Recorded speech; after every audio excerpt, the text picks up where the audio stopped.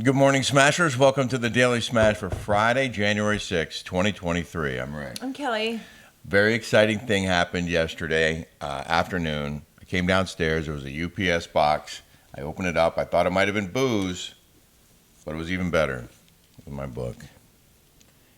My book is out. Yay. It's called Chasing Catastrophe. It's available for pre-order on Amazon. The official release date is January 24th, which is my birthday.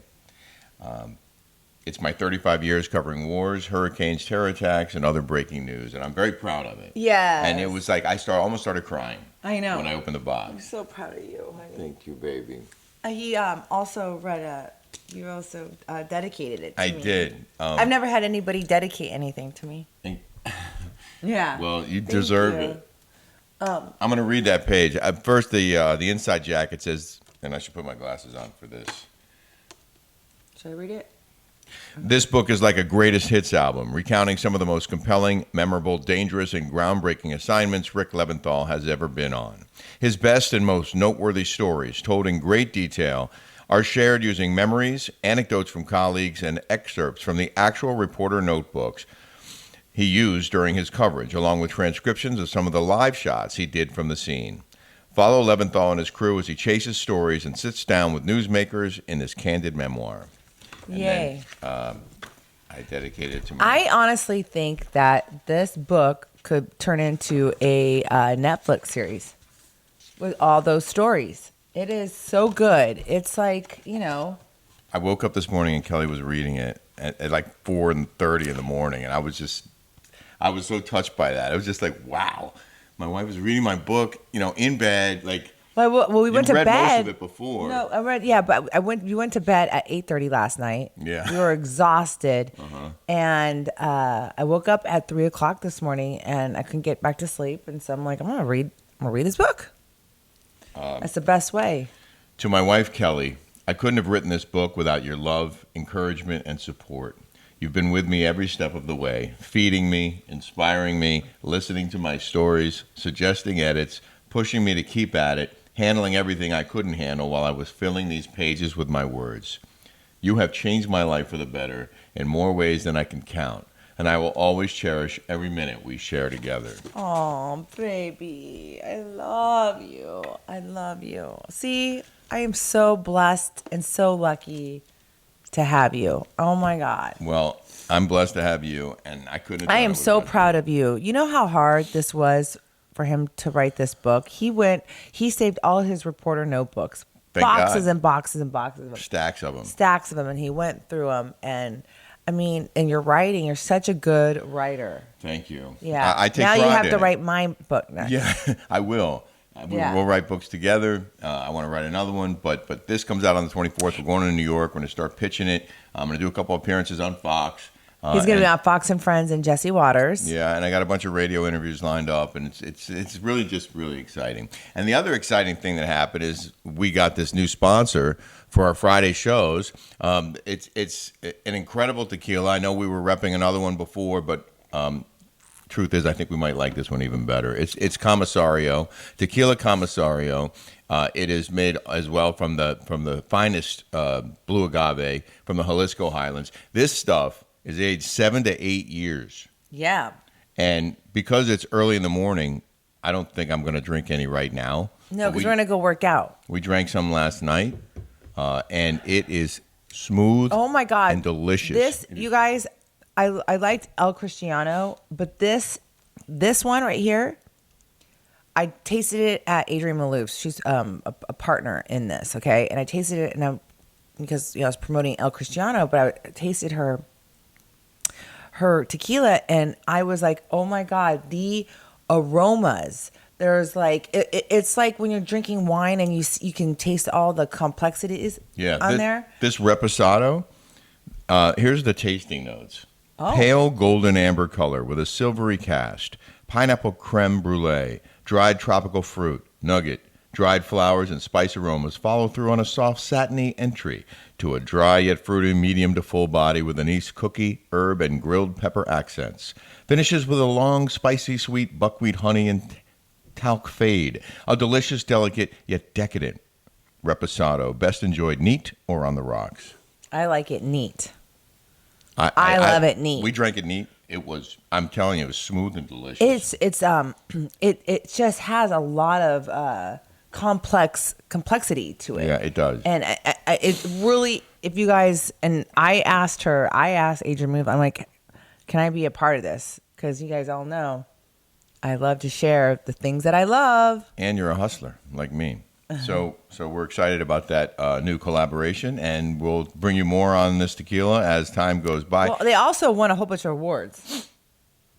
They've won so many awards Oh, yeah. on this. Oh, in fact, they won the World Spirits competition, each variety, and there's also an añejo that we don't have here. All three varieties won double gold medals, and they said it was the first time that a tequila's all three of their flavors, I don't know what else to call it, each got double gold medals. So triple gold, they call it a triple gold grand slam. I can't speak. Well, it's early. Yeah, but it is terrific, and thank you guys for joining us. One other thing about my book, it's #1 in Afghanistan.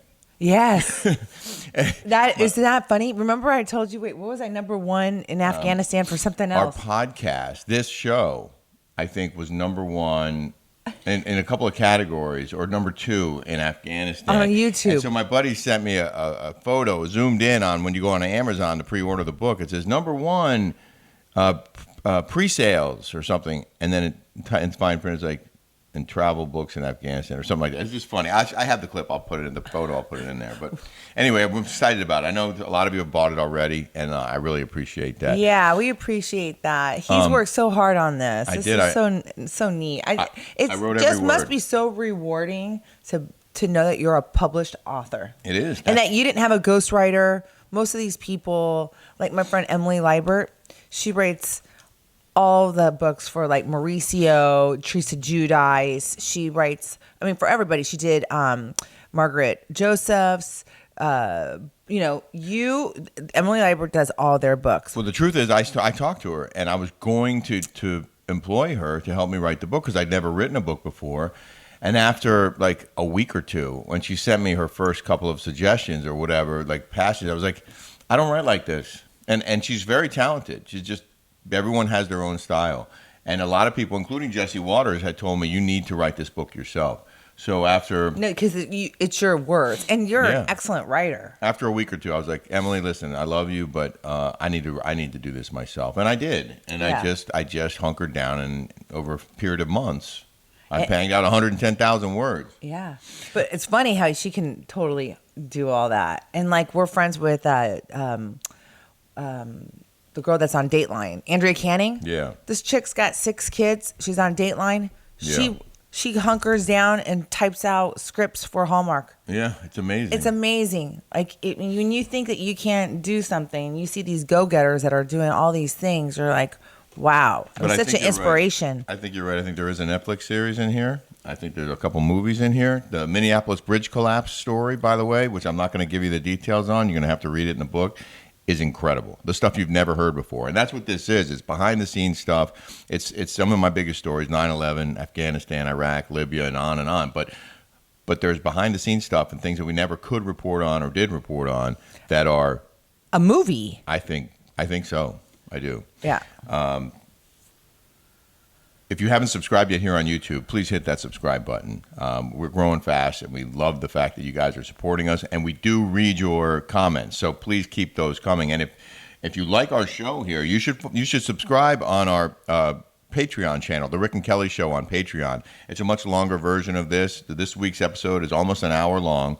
It's unfiltered and uncensored and commercial-free, and we say stuff there we can't say here. And, like, for example, the Brandy and Tamara and Teddy story that we went into yesterday, you go further in depth on that. You got some incredible text messages and stuff that you hadn't shared before, but we can share it there on Patreon.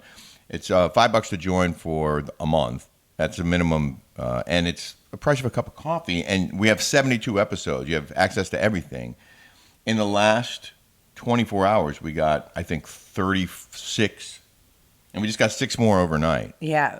36 new subscribers. So keep them coming. Thank you, guys. We think you'll love it. No, what's so funny, you guys, because my smashers, right? You guys are my smashers. You guys know my content. I don't talk about everything housewives, as you guys know. So my smashers, I was telling Jeff Lewis, like how, like if somebody comes, you guys will come after somebody. And he goes, yes, I have that too. I have a Jarmy. And I'm like, yeah, I have a Carmy. A Carmy. Yeah. With a K. So now I'm reading the comments from yesterday's Smash about Tamara, Teddy, and whatever their names are. And now their army is coming after me. Oh, really? Now they're saying, they have this love something or other. They're coming after me. They're saying, all you talk about is housewives. How could, well, speaking of housewives. How could I turn you into a little gossip bitch? And yeah. Thank you for that. Yeah. Whoever said that. Yeah. The truth is, like, I did this hard news for 35 years, and this is an amazingly fun departure for me. It's a new realm. He's going to be 63 January 24th. This is fun for him, and he loves sticking up for his wife. I'm sorry that you guys have loser husbands out there that don't stick up for you, but he sticks up for me, and he has fun doing this. So I will always have your back. Thank you. You know that. I know. See? And I love sticking up for you. And, you know, sometimes I help you craft your responses to some of these a-holes. Yeah. And it's fun for me. Right. I love doing this. Yeah. I didn't turn him into a little bitch. He's been working his ass off for the last 35 years, and he's having fun with me. So if you get a little bit of peanut butter and jelly on that, and then they're like, oh, get your facts straight. Adrian forgave Brandy. I'm like, do you even know Adrian? Like, these people speak so out of turn that they don't. It's so funny. Well, you know what else is funny about that? People think they know you from watching you on TV. Yeah. They get to know you. And in your case, I mean, what they saw on TV really is how you are and who you are. But a lot of these ladies put on a show on TV, and that's not really who they are. Adrian strikes me as a real nice, down-to-earth, and warm woman who, I mean, you've spoken very highly of her, and I respect your opinion very much. You know her better than I do. I love her. But some of these ladies are full of it. They are. Yeah. But speaking of housewives, and we do have one housewife story, and you may have heard this already. Lisa Rinna is leaving Beverly Hills. And she said it was a mutual decision. No, it was not a mutual decision, okay? How in the heck do you walk away from an $800,000 a year job? You don't, okay? That's only 6 months that you are working to get paid $800,000. It's a good gig, yeah, okay? It's a very good gig. But you don't walk away from that unless you're super loaded, which obviously she is not, and you know she can afford to not have that paycheck. She said, and she's been on the show for 8 years. She said, "This is the longest job I have held in my 35-year career, and I am grateful to everyone at Bravo and all those involved in the series. It has been a fun 8-year run, and I am excited for what is to come," which kind of rhymes. She's a poet and didn't even know it. I thought, because we recapped her season here on our YouTube channel, I thought that she was acting like it was her last season. Like she was mean, she was aggressive, she wasn't friendly or kind to the other ladies. It just seemed like she was done with it. Well, I was kind of like that on my last season with the COVID stuff. Like it was that we filmed for 6 weeks, and we did it ourselves. We were in our garages. You had to help me do our confessionals. We're all gross and sweat. We didn't have professional hair and makeup done. I shot an interview with you and Shannon Bedore on her front porch. I had 2 cell phones at the time, and I set them up on tripods, and I was the cameraman. And you guys did your scene discussing something, and then I just sent all the videos to the producer, and I knew how to shoot interviews just from my time in TV, but I didn't get paid for it. Right. And then it was so annoying getting tested every single time, like every day. Like 2 or 3 times having a week people coming in to test you for COVID.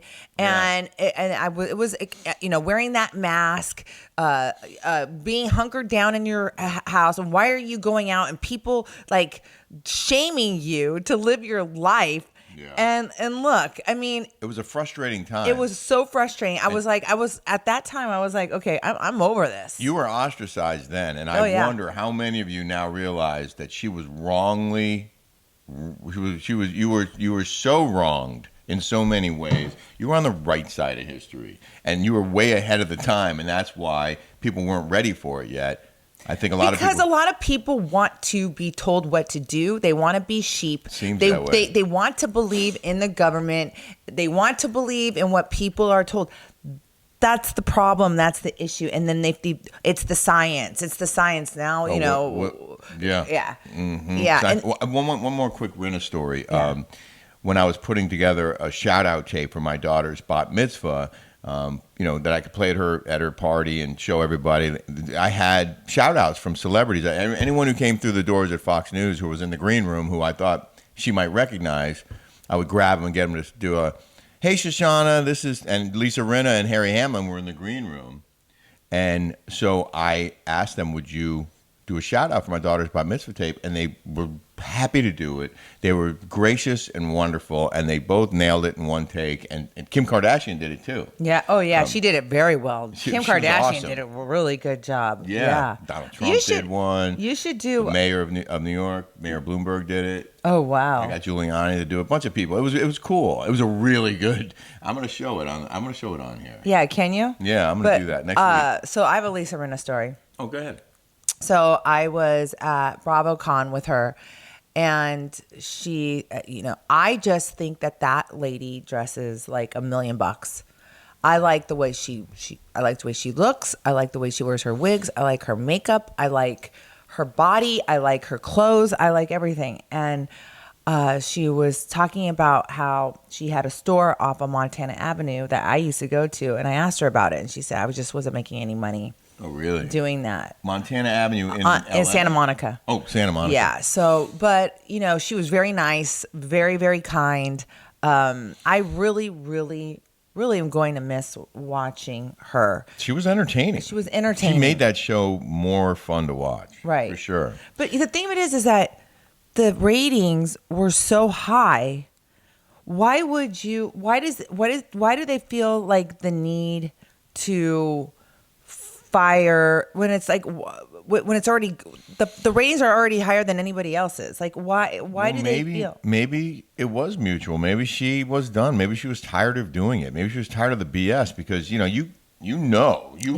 it's stressful and you have to deal with a lot of nonsense. Yes, every day, and it's grueling, especially with these like particular fans that go crazy and they're like.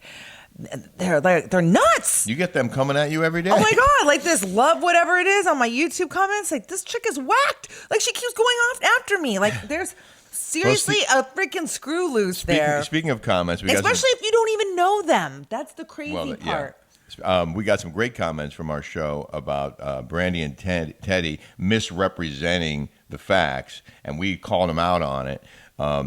Christy Simmons wrote, they mispronounced y'all's last name totally on purpose. That was shade. Like y'all aren't important enough to even be bothered with knowing your last name, yet they are doing an entire segment about you. While Teddy still has her maiden name, because without it, no one would know who she is. I used to love John Cougar, but then came Teddy. Daddy's shadow must have been hard to live in. Well, she's just like one of those annoying girls like in high school. Well, I was popular because I was homecoming queen and I was in cheerleader and I was popular. But she was a fat kid, and I think that she was probably desperate for attention and desperate to be popular. And that's why she reminds me one of these girls that's like in high school that tries to be very, very popular. And it's annoying. Jenny Beer writes, hi, Kelly. Hi, Rick. Let's not forget about the time that Brandy Glanville actually called Tamara out for not being in her daughter's life. Those two cannot stand each other. It's all just bullshit. Chess move to get their names out there. It must really drive them crazy that you are much more relevant than they are, and you get to be yourself and stick to your true storyline. Keep doing what you're doing because it's obviously working. No wonder Brandy's husband left her for another woman. She clearly acts like a teenager. Yes, when all the women on Real Housewives of Orange County call Tamara out for the liar she is, she's almost 60 years old and acts like a fool. I'm glad you got out of that show when you did. Who knows what their narrative would have painted you as? Don't let them use your name to get any attention for themselves. Thank you for that. Thank you for that. Kay Mars wrote, Teddy is a mess. Brandy, is killing herself to get back on TV. Tamara just lost a ton of money to Jim Bellino. She better be careful. She better be careful. Yeah. She told you to be careful. No, yeah, Tamara goes, you better be careful. Oh, really? Wait until I countersue you back and let's see. All right. There's nobody suing anybody. There's nothing to sue But about. just I don't like the threats. I know. She already spent $500,000 on her inept lawyers. Like Allegedly. I mean, it's like you already went through. It's like it's like you try to scare me. You called her Heather 2.0 because Heather did the same thing. Do, send a cease and desist letter. Go ahead. Send it. You know what? Send a cease and desist letter. I'm not going to shut up. We need the content. Yeah. Okay, so bring it. Bring it. Jamie Salamita wrote my favorite comment, perhaps of all time, because she said, "This has to be the best thing I've ever watched on YouTube." We just got the best ever award. Thank you. You're right here, baby. Thanks, Jamie. Yeah. Salamita. Let's do in the news now. In the news. Hashtag Shut Up Harry is trending with the release of Prince Harry's new memoir. It includes some bombshells, including now King Charles, when he was Prince Charles, Harry's dad, would joke that he wasn't Harry's dad. I called that. Do I always say that? Yeah. I used to say that is not Prince Charles's dad. Harry. That's the kid that she used to have. That what's his name? Major James Hewitt. Yes. Harry grew up amid speculation that his true father was Princess Diana's former lover, Major Hewitt. And apparently Charles liked to make hurtful comments about Harry's parentage. Harry wrote in his book, Pa liked telling stories, and this was one of the best in his repertoire. He'd always end with a burst of philosophizing. Who knows if I'm really the Prince of Wales? Who knows if I'm even your real father? He'd laugh and laugh, though it was a remarkably unfunny joke, given the rumors circulating that my actual father was one of Mummy's former lovers. One cause was Major Hewitt's flaming ginger hair, but another cause was sadism, he wrote. So King Charles would joke that he wasn't Harry's dad. But I always said that. I used to say, I think that's the when she was having an affair with the redhead guy. They look exactly alike. They do look very similar, but Harry says that my mother didn't meet Major Hewitt until long after I was born. How does he know? Well, that's what she told him, but maybe she lied. Yeah. Why don't they do a DNA test? Don't they have a 23andMe? I'm kind of surprised I'm surprised that Charles really felt that way, that he didn't. Maybe he didn't want to know the truth. And how come they don't say their last name? Do you notice that? Why does Meghan call him H? Yeah. What is? Why don't you just say his name? H? Yeah. Call me R from now on, please. Yeah. Hey, R. No, because it's weird. Because Rick is too hard to say. Right. I'm sorry. Harry is 2 syllables. I mean, H and then H. That's why I tried watching that, and I'm like, that chick is so annoying, just for the mere fact of her just saying, and then H, and then H. I don't think we his name's finished it. Harry. His name's not H. I think we had like 1 or 2 left, and we didn't finish it because we both got annoyed with it. Yes. My favorite story of the day, though. This is amazing. Dana White had a show. Dana White, who we were in Cabo at the same time he was for over New Year's, and he was caught on camera in a slap fight with his wife. The wife slapped him in a club. They were hammered, apparently, and he slaps her, full on slaps her back. You can see it. I'm not scared. So Dana White is caught on camera slapping his wife, has to apologize for it. He had a show coming out on TBS called Dana White Power Slap. Power Slap is the name of the show. Power Slap. Have you ever slapped somebody? That's a good question. Like, have you ever slapped your kids? No. In the butt? Yes. I've slapped ass. So Dana White's show, Power Slap, has been postponed. The premiere was postponed. I think it was supposed to be next week, but it's been postponed and could be canceled, they're saying now. TBS had serious discussions about pulling the plug on the new fight promotion being fronted by White after that incident over New Year's when he slapped his wife. The premiere of the show was slated for next Wednesday, January 11th, but now it's been scheduled for a week later on the 18th. White had announced the promotion in November. The sport was to consist of 2 fighters slapping each other in the face with timed turns until one emerged victorious. They just start slapping each other. That would hurt your hand. It actually does sound kind of fun to watch. Yeah. I mean, that could be an entertaining show. But the fact that Dana White slapped his wife is like no laughing matter. Well, she even though we're slapped kinda him laughing, first. She did slap him She first. slapped him first. So- Because sometimes when someone slaps you or hits you, for me, it's a knee-jerk reaction to slap them back. So here's our poll. Nobody should be slapping anybody. I'm not saying anyone should. I agree. Okay. No slapping. I'm not for that. But I'm just saying, in his defense, which I'm always for the girl side, but He got slapped, he slapped back. maybe they were practicing. Maybe it was a rehearsal for round one, ding ding, of the Power Slap show. We don't know. There could have been cameras up there recording it from the other angle. Exactly. Ding ding, and I guess I don't know who won that one. But can you imagine just sitting there and watching people slap each other? I think that people would watch that. Yeah. Maybe if they don't do it, we'll do it. We'll do the Power Slap. What about having show. little kids do it? The little, like watching little 5-year-olds slap each other. That's a kid's Power Slap? Yeah, a kid's The kid Power version? Slap. Power Slap, kiddie version. Yes. I think that we would be arrested for doing that I show. think it would be funny. We really appreciate your support. We hope that if you haven't subscribed yet, you will subscribe now. Oh, wait, I And- want to talk about my shirt real quick. Oh, yeah, go ahead. Okay, so my girlfriend, I was telling you, she sent these to me yesterday. It's a paddle. It's a pickleball paddle, which I'm coming out with. That's a And this good-looking looks like my paddles. ball. And It's busting out. she gave me this apron. How cute is this? Because she knows that I cook. Look at that. And then she gave me this top. It's a Veuve Clicquot top. Oh, yeah.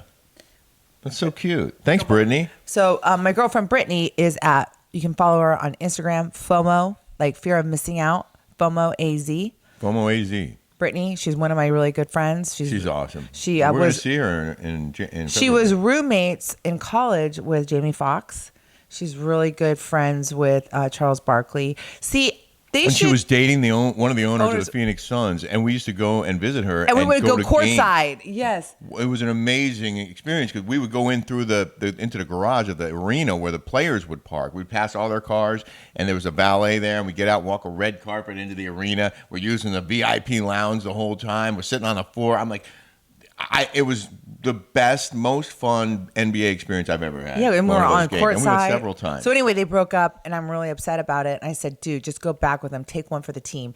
Like, come on, let's just do this. And I liked the guy. He was fun to hang out with. But I guess they broke up. You know, they have these like trashy chicks on all these shows, like the Tamaras and the Teddys and the Brandys and all this. My girlfriends would be a good show. Oh, yeah. Like you have a great group of friends. Very fun, smart, entertaining, cool people. Right, with real wealth, and real fun and real like class. Let's put that show together. We should put that show together. Bravo, are you listening? We have a new show for you. There we go. So we're going to do another smash this afternoon. So we hope you'll come back and check that out. And please subscribe and tell your friends and family if you're there. Let them know this is a gift that you can give them, and it's a gift that keeps on giving. Right. We'll see you later. All right. Take care. Keep smashing. Keep smashing up.